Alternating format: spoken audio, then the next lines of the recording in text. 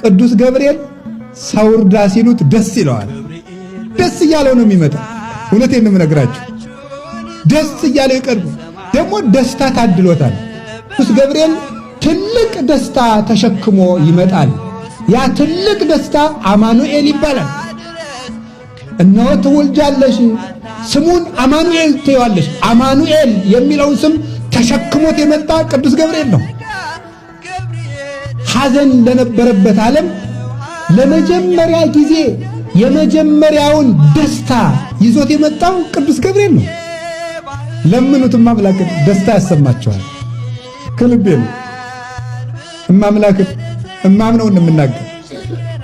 ቅዱስ ገብርኤል የደስታ መልአክ ነው። መልአከ ሰላም ነው ቅዱስ ገብርኤል። አትፍሩ የሚል ፍርሃት የሚያርቅ መልአክ ነው። ዘካርያስ አትፍራ አለው። ፍርሃት ያርቃል፣ የተቋጠረ ይፈታል።